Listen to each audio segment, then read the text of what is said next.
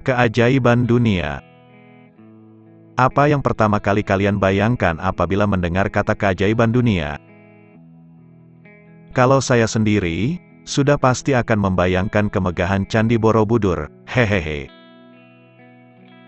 Bagaimana dengan kalian para sobat TV kuno?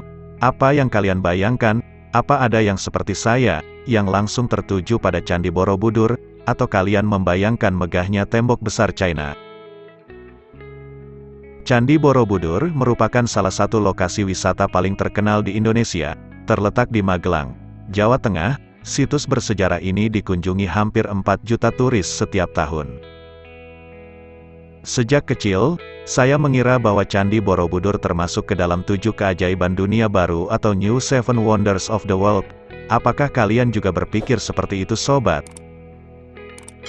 Lagi pula jika kita berpikir seperti itu wajar sekali, karena informasi ini muncul di buku-buku pelajaran, termasuk buku sakti yang disebut RPUL alias Rangkuman Pengetahuan Umum Lengkap. Namun, candi yang menjadi salah satu monumen Buddha terbesar di dunia tersebut kini tidak lagi masuk dalam daftar keajaiban dunia. Oh ya sobat, apakah kalian tahu apa itu yang disebut keajaiban dunia? Istilah keajaiban dunia dipopulerkan oleh Philo, seorang insinyur dari Bizantium, pada 225 sebelum Masehi.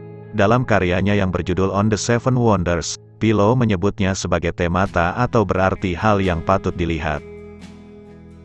Beberapa penulis lain dalam karya tersebut adalah Herodotus, Kalimakus dari Ciren, dan Antipater dari Sidon. Saat itu, daftar 7 keajaiban dunia digunakan sebagai sebuah panduan untuk para pelancong Helenik, Yunani. Dan berikut inilah daftar 7 keajaiban dunia kuno. 1. Piramida Agung Giza, Great Pyramid of Giza. 2. Taman Gantung Babilonia, Hanging Gardens of Babylon. 3. Patung Zeus di Olympia, Statue of Zeus at Olympia. 4. Mausoleum Mausolus, Mausoleum at Halikarnassus. 5. Colossus di Rhodos, Colossus of Rhodes. 6. Mercusuar Alexandria, Lighthouse of Alexandria. 7. Kuil Artemis di Ephesus, The Temple of Artemis in Ephesus. Namun, 4 dari 7 keajaiban dunia kuno itu hancur karena gempa bumi. Selanjutnya, 2 hancur oleh api, dan kini hanya tinggal 1 yang masih berdiri, yakni Piramida Agung Giza di Mesir. Karena 7 keajaiban dunia kuno tersebut hancur dan tinggal 1, maka setelahnya, muncul daftar 7 keajaiban dunia baru dengan tujuan menggantikan daftar 7 keajaiban dunia kuno tersebut. 7 keajaiban dunia baru atau New Seven Wonders of the World, digagas pada tahun 2000 oleh New Open World Corporation, NOWC, sebuah yayasan dari Swiss. Mengutip dari situs resmi NOWC, ada sekitar 176 nominasi yang berpartisipasi dalam ajang pemilihan 7 keajaiban dunia baru, yang disusun berdasarkan abjad. Penetapan keajaiban dunia baru ini dilakukan berdasarkan pemungutan suara oleh lebih dari 100 juta orang di seluruh dunia. Selanjutnya, ada 77 daftar situs terpilih yang bersaing untuk maju ke tahap final. Dalam daftar tersebut, ada 2 nominasi keajaiban dunia yang berasal dari Indonesia, yakni Candi Borobudur di Magelang dan Teras Sawah Tegalalang di Bali. Sayang, 2 situs dari Indonesia itu gagal melaju ke final yang diisi 21 situs. Setelah serangkaian polling selesai, NOWC mengumumkan 7 keajaiban dunia baru. Pengumuman ini dilakukan di Lisbon, Portugal pada awal Juli tahun 2007, dan berikut inilah daftar 7 keajaiban dunia baru versi NOWC. 1. Tembok Besar China.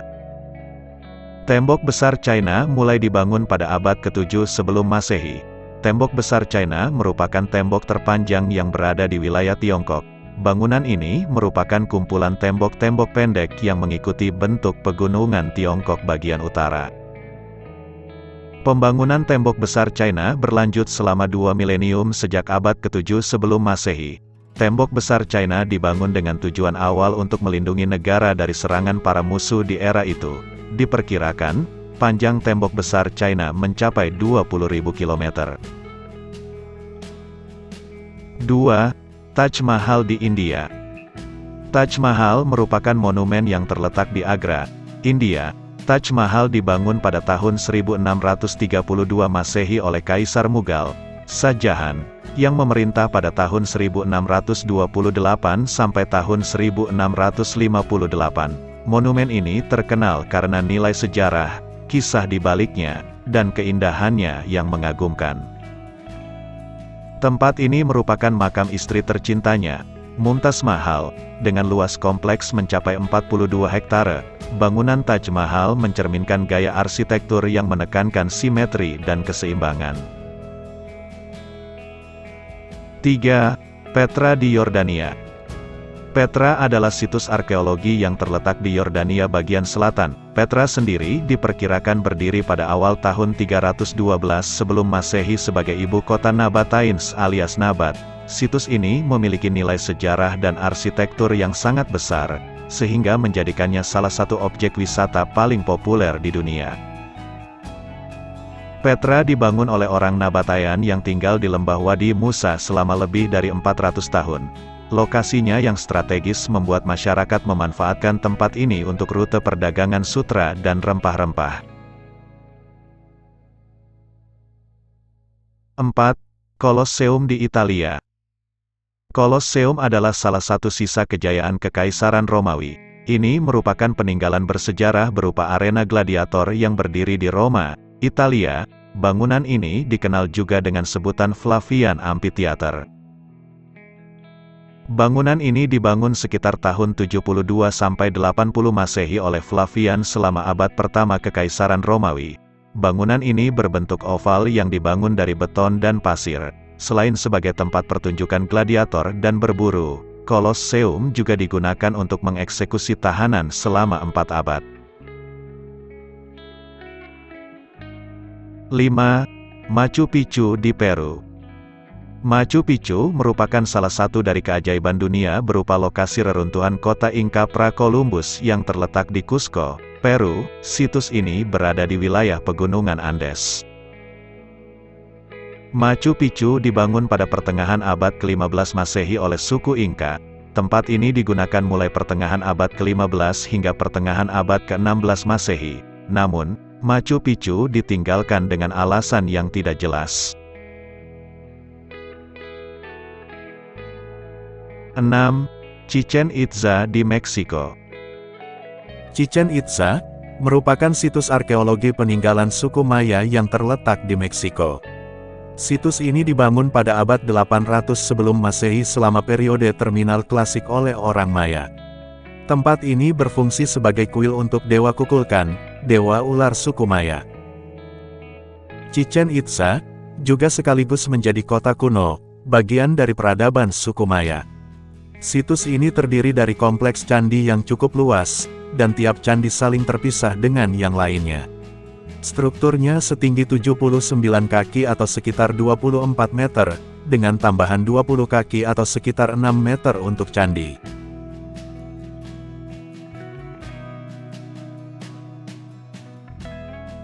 Tujuh. Patung Christ the Redeemer di Brasil. Terakhir, ada patung Christ the Redeemer atau patung Kristus Penebus. Ini adalah salah satu simbol ikonik Brasil, berupa patung Yesus Kristus bergaya Art Deco yang terletak di Rio de Janeiro. Patung ini terbuat dari beton bertulang seberat 1.145 ton. Patung Christ the Redeemer memiliki tinggi 125 kaki atau sekitar 38 meter dan berdiri di puncak Gunung Corcovado. Penghargaan untuk membangun patung itu diberikan kepada Paul Landowski, seorang pematung asal Prancis. Sementara pematung asal Rumania, George Leonida, bertanggung jawab untuk membentuk wajahnya.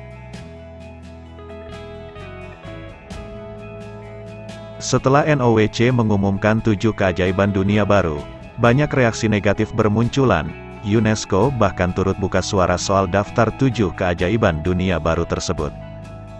UNESCO mengatakan tidak memiliki keterkaitan apapun dalam proses dan hasil pemilihan 7 keajaiban dunia baru itu. Di lain sisi, banyak pihak menganggap sistem pemilihan 7 keajaiban dunia baru yang dilakukan NOWC tidak layak dan tidak valid karena hanya berdasarkan voting layaknya reality show di TV. Dan kini pada akhirnya terungkap bahwa Candi Borobudur memang tak pernah masuk ke dalam daftar 7 keajaiban dunia baru. Kita mungkin kecewa atau merasa dibohongi dengan informasi yang didapatkan sedari kecil. Lantas, bagaimana status Candi Borobudur di mata dunia?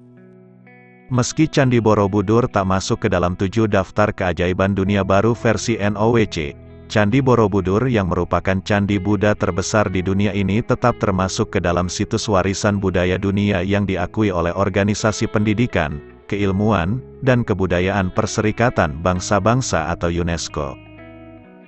Meski Candi Borobudur tak masuk 7 keajaiban dunia, kita harus tetap menjaga candi tersebut ya sobat. Oh ya Sobat TV Kuno, bagi kalian yang belum subscribe channel ini, tolong di-subscribe ya, karena subscribe itu gratis. Bagi yang sudah subscribe channel ini saya ucapkan banyak terima kasih. Semoga rezeki kalian semakin berkah dan tambah diperlancar lagi. Sampai jumpa di video-video selanjutnya.